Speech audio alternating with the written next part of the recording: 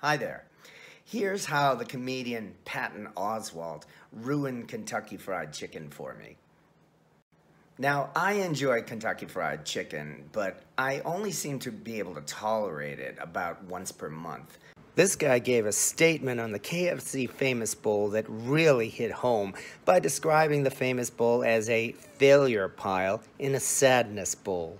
As he noted, why should we be satisfied with eating our food on a plate like civilized people when we can just pile it all together in a single bowl? Now, I love the KFC Famous Bowl, and so does Patton Oswalt. He's said so himself. But now, every time I eat KFC chicken, this statement comes to mind. So, we could either be upset that he's having some fun with a popular, greasy, fast food dish that really does deserve this treatment.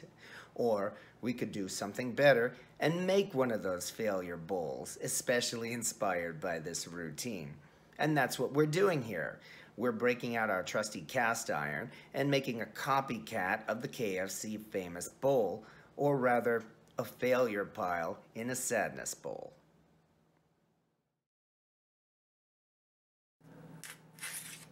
It's a good idea to prepare your chicken nuggets in advance and heat them up when it's time to serve the finished meal. We start by cutting boneless chicken breasts into pieces and soak them in buttermilk for 2 hours. Everyone knows the best fried chicken starts with a buttermilk brine.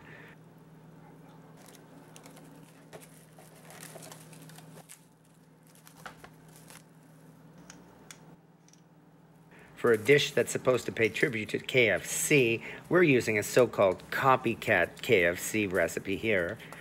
This seasoning recipe was allegedly leaked online in 2016, and KFC immediately denied it's their so-called secret recipe. And I believe them, because KFC is a corporation, and you can be sure they would mass produce their chicken with preservatives and other yummy chemicals. But even so, this is a pretty good recipe for chicken seasoning, and it's worth giving a try. And once our preparations are ready, we can break out a cast iron chicken fryer. I like using corn oil for frying because you can bring it to a high temperature. And after the chicken has soaked in buttermilk, we add the nuggets to our container filled with the breading and shake it up.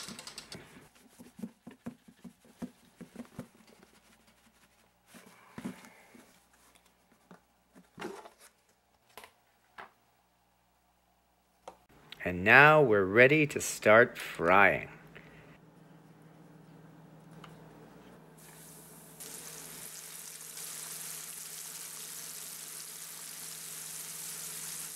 These chicken nuggets are boneless and not very big, so we don't have to fry them for very long. It only takes about 3.5 minutes in the hot oil. Then we turn the chicken pieces over and fry them for another 3.5 minutes.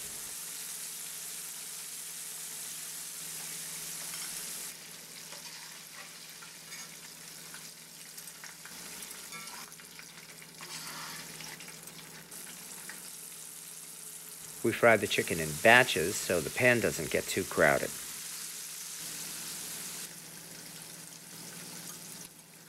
And now we have more than enough for our chicken bowls, even after sampling 1 or 2 to make sure they're done.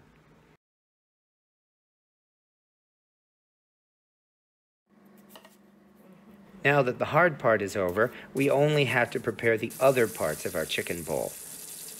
We cut up our potatoes and boil them in salt water for half an hour. And after this, we add half a cup of milk and a stick of butter, and we mash it all together.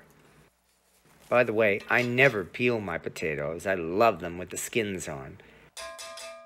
And all that's left is the gravy.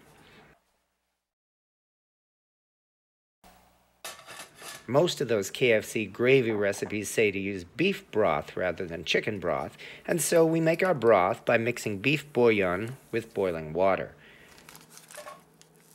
Now we melt a 1/4 cup of butter in a cast iron skillet and mix in flour to make the roux for the gravy. We only need to stir the roux for a couple of minutes to properly cook it so it doesn't taste raw.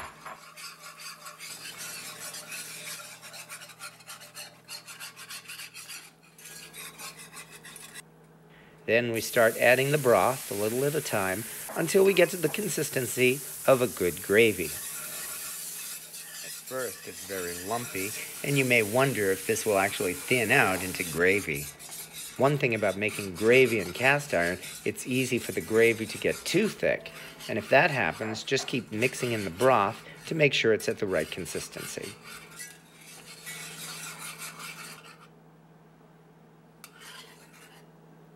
Now we just mix in some simple spices, namely pepper, garlic powder, and ground sage. And the gravy is done.